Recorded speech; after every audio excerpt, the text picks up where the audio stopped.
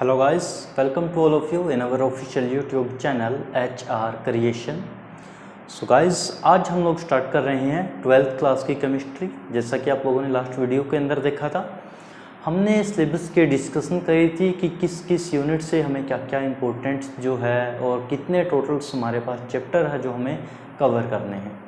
सो आज गाइज हम लोग 12th क्लास की केमिस्ट्री को स्टार्ट कर रहे हैं और हम लोग जो चैप्टर स्टार्ट करेंगे जिसका नाम है सॉल्यूशन। 12th क्लास के केमिस्ट्री के अंदर बड़ा इंपॉर्टेंट चैप्टर है। एक न्यूमेरिकल्स भी आएगा और इसमें से एक क्वेश्चन थ्योरी का भी आएगा। सो चैप्टर का नाम है गाइस सॉल्यूशन। हमें जब हम चैप्टर का नाम लेते हैं तो हमारे दिमाग में कुछ ना कुछ आता होगा सॉल्यूशन से। ऐसा तो नहीं है, 12th क्लास में आप लोग हो चुके हो, so you have loads of ideas. तो जो सॉल्यूशन वर्ड है, सॉल्यूशन का मतलब क्या है, सॉल्यूशन की हमें प्रॉपर डेफिनेशन देनी है। ऐसा नहीं हम अपनी मर्ज़ी से बता देंगे कि जब दो या दो से सब्सटेंस, दो या दो से ज़्यादा चीज़ें या लिक्विड या सॉलिड जो भी आप लोग कहें कि वो जब आपस में मिली तो वो सॉल्यूशन बन गया, ऐसा नहीं है। सो हम प्रॉपर डेफिनेशन देंगे सॉल्यूशन की। देखिए कि solution is the combinations of two और more component which are non reacting with each other.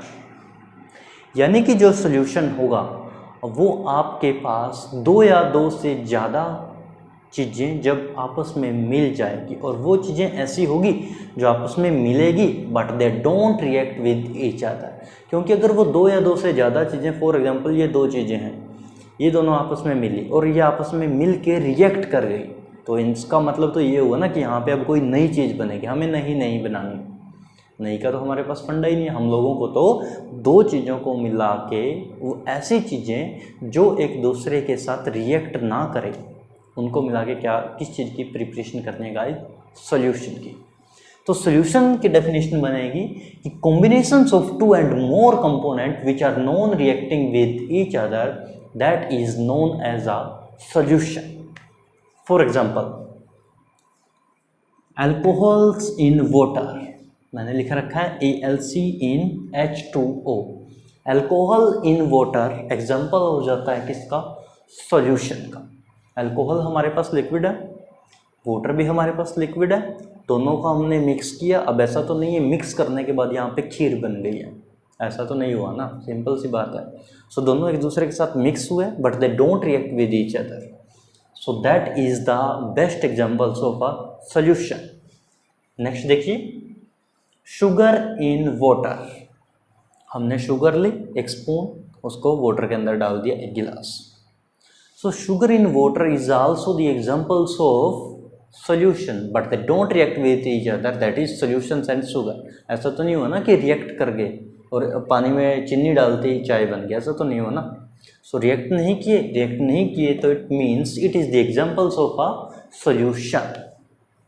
Clear guys यहाँ तक। अब देखिए सॉल्यूशन तो हमने ठीक है चलो बता दिया, अभी ये चीज़ सॉल्यूशन है, ये सॉल्यूशन के एग्जाम्पल है। अब जब सॉल्यूशन बनता है तो सॉल्यूशन के अंदर हमारे पास उसके कुछ पार्टिसिपेंट होते हैं। कुछ पार्टिसिपेंट्स का मतलब जैसे कोई गेम होती है, अब गेम के अंदर हमने मान लिया कबड्डी, मान लिया एक गेम है, उसके पार्टिसिपेंट्स कौन होंगे, जो उसके खिलाड़ी होंगे जिनके थ्रू गेम को हारा और जीता जाएगा। ऐसे ही हमारे पास सॉल्यूशन है।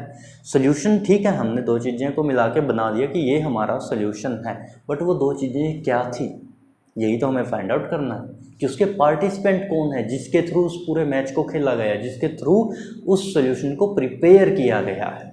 सो हमारे पास इसके पार्टिसिपेंट देखने हमने अब सॉल्यूशन के पार्टिसिपेंट। सॉल्यूशन के जो पार्टिसिपेंट होते हैं that is first one is solute and second one is solvent. पहला पार्टिसिपेंट है गाइस इसका सोल्यूट और दूसरा पार्टिसिपेंट है इसका सोलवेंट। नाम आपने जरूर सुने होंगे सोल्यूट एंड सोलवेंट के। देखिए अब हम इन करके इनके डेफिनेशन देखेंगे कि सोल्यूट क्या है और सोलवेंट क्या है। चलिए पहले सोल्यूट को पढ़ते हैं। That part of the solution, यानी कि सोल्यूट जो है सोल्यूशन का वो पार्ट है विच is present in lesser amount. Solution जो था दो चीज़ों से मिलके बना था। अब हमें ये नहीं पता था कौन सी चीज़ कितनी थी, कौन सी चीज़ कितनी थी स्टार्टिंग में, क्योंकि उस टाइम तक हमें नॉलेज नहीं थी, बट जैसे हमें उनके पार्टिसिपेंट्स का पता चला तब हमें पता चला कि हमारे पास दो चीज़ें होनी ज़रूरी है, एक सोल्यूट, दूसरा सोलवेंट। अब जो सोल्यूट होगा वो कौन सा होगा और सोलवेंट होगा वो कौन सा होगा, हमें ये कैसे पता चलेगा। सो इसने वही चीज़ बताई है कि सोल्यूशन का वो पार्ट जो प्रेजेंट होगा आपके पास लेस अमाउंट के अंदर, that one is solute. So you can easily find out. दो चीज़ें थी, एक चीज़ की अमाउंट ज़्यादा होगी, एक चीज़ की अमाउंट कम होगी, जो कम है that one is solute. So solute की डेफिनेशन समझ में आई, that part of the solutions which is present in the lesser amount. अब बात करते हैं इसके दूसरे पार्टिसिपेंट की, दैट इज सोलवेंट। कि सोलवेंट क्या है हमारे पास। देखिए सोलवेंट की डेफिनेशन, सोलवेंट में हमने लिख रखा है ग्रेटर अमाउंट। इसका मतलब इसकी जो डेफिनेशन है वो यहीं से उठाई जा सकती है।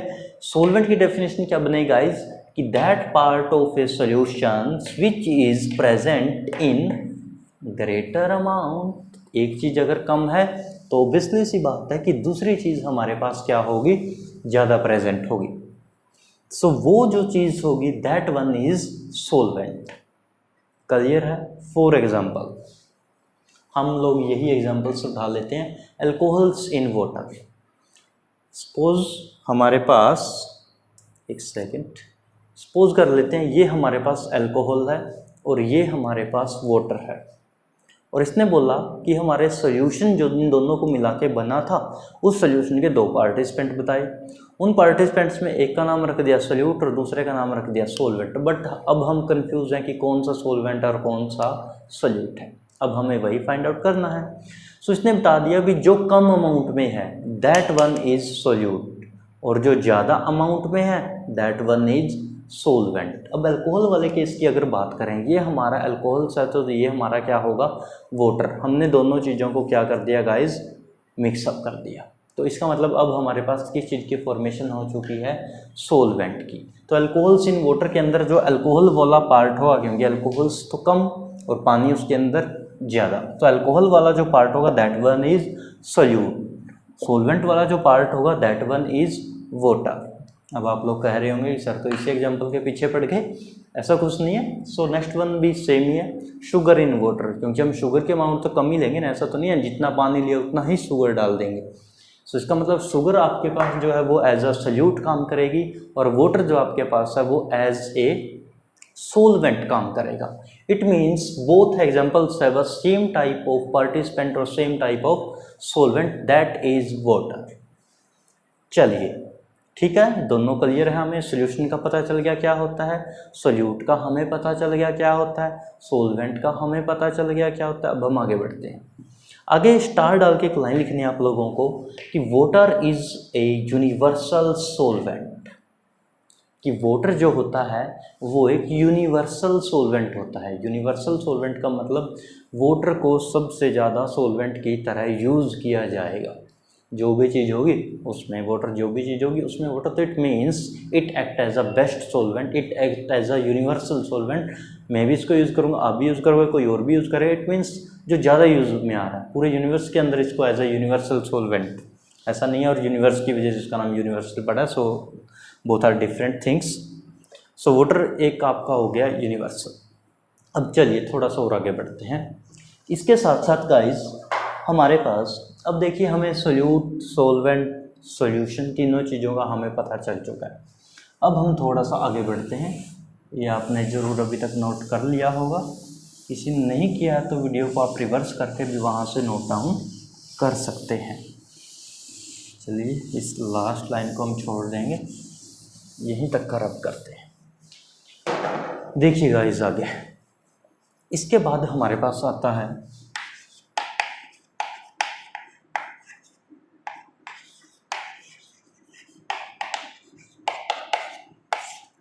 Aqueous solution. अब हमारे पास सॉल्यूशंस की टाइप आती हैं।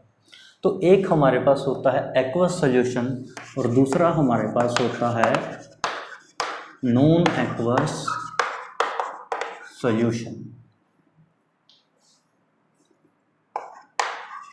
ठीक है, एक्वस सॉल्यूशंस और नॉन एक्वस सॉल्यूशन। अब इन दोनों में क्या डिफरेंस है और क्या एक्वस सॉल्यूशन होता है और क्या नॉन एक्वस, देखिए देखिए गाइज, हमारा जो एक्वस सोल्यूशन होगा, नाम से कन्फर्म हो रहा आपको, एक्वस, एक्वा। सो एक्वा क्या होता है? वाटर। एक्वस सोल्यूशन कहता है वो सोल्यूशन होंगे जिनके अंदर वाटर को एक्ट करवाया जाएगा एज ए सोलवेंट की तरह, जो कि एक यूनिवर्सल सोलवेंट है। अगर कोई भी सोल्यूशन वाटर से मिलके बना है, इसका मतलब जहाँ पे वाटर ने एक्ट किया एज ए सोलवेंट की तरह, तो उस सोल्यूशन को मैं नाम दूंगा एक्वस सोल्यूशन का। ध्यान रखना है कि एक्वस और नॉन एक्वस में डिफरेंस क्या है। अगर मैंने वाटर को यूज़ किया है एज ए सोलवेंट की तरह, तो that solution is known as aqueous solution. और अगर अब बात करते हैं नॉन एक्वस सोल्यूशन की, इसके एग्जांपल्स आप लोग जो मर्जी देना चाहें दे सकते हैं, नॉट अ बिग इशू। अब बात आती है कि नॉन एक्वस सोल्यूशन क्या होते हैं। नॉन एक्वस सोल्यूशन वो होते हैं जहाँ पे मान लिया हमने A+B, कोई ये दो चीज़ें थी, यानी कि इसके दो पार्टिसिपेंट थे, सोल्यूट और सोलवेंट। A और B को अब रिप्लेस करते हैं सोल्यूट और सोलवेंट से। ये आपका सोल्यूट है और ये आपका सोलवेंट है। सो दोनों को हमने मिक्स किया और हमारे पास आ गया सोल्यूशन। ठीक है, अब यहाँ पे जो सोल्यूट होगा वो कुछ भी हो सकता है, वो अल्कोहल हो सकता है, वो शुगर हो सकता है, वो तो डिपेंड कौन करेगा, एग्जाम्पल्स कौन सा लिया। बट वहाँ पे जो सोलवेंट होगा वो क्या होगा, हमें मेन ये पता करना है। सो गाइज, एक्वस जो था उसमें वाटर को ट्रीट करवाया था एज ए सोलवेंट की तरह, बट नॉन एक्वस के अंदर आप लोग वाटर को नहीं ट्रीट करवाओगे एज ए सोलवेंट की तरह, और इसकी जगह पे सोलवेंट आप लोग क्या लोगे, बेंजीन ले सकते हो। बेंजीन का मतलब C6H6, बेंजीन का मतलब ये वाली, बेंजीन का मतलब ये वाला। क्लियर है?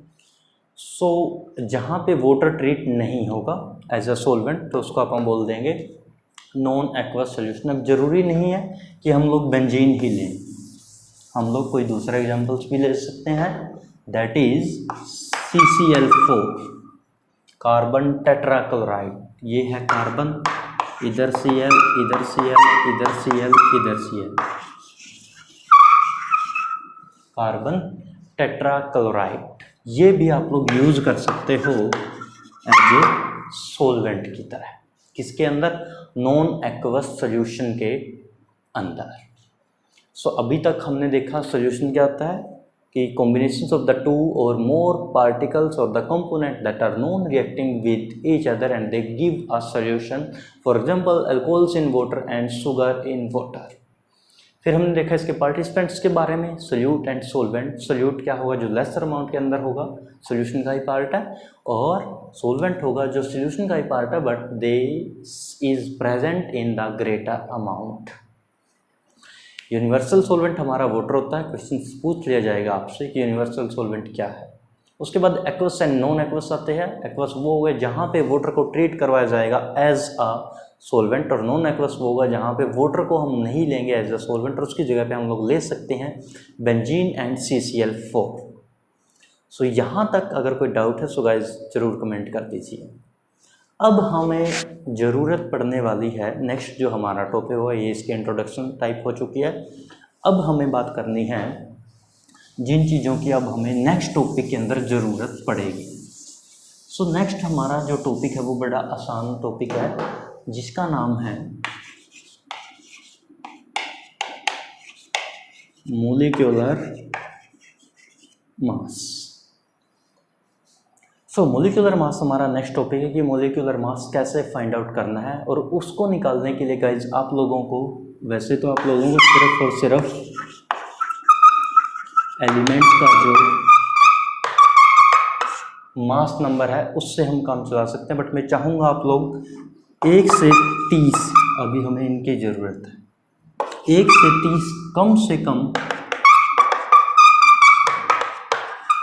एटॉमिक नंबर, मास नंबर और एलिमेंट की सिंबल, एलिमेंट की पोजीशन, ग्रुप नंबर और पीरियड नंबर। यानी कि इन चीज़ों की अब मेरे को ज़रूरत पड़ने वाली है नेक्स्ट टॉपिक के अंदर। ज़रूरत तो सिर्फ इसकी पड़ेगी, बट जब आप लोग पढ़ रहे हो तो आपको थोड़ा सा अच्छा करना है काम। So atomic number, mass number, element का सिंबल क्या होगा, एलिमेंट की पोजीशन क्या होगी, उसका ग्रुप नंबर क्या होगा और उसकी पीरियड नंबर क्या होगा। सो इन चीज़ों के साथ नेक्स्ट जो क्लास होगी कुछ घंटे के बाद जो अपलोड हो जाएगी इसके बाद, सो उसके अंदर हम लोग डिस्कस करेंगे। तब तक के लिए आप लोग यहाँ तक का पढ़िए और इनको ज़रूर रिवाइज कर दीजिए, ठीक है, फटाफट से अच्छे से काम। अगर इस तक कोई डाउट है यहाँ तक जो किया काम तो ज़रूर बताइए। Thank you for watching this video.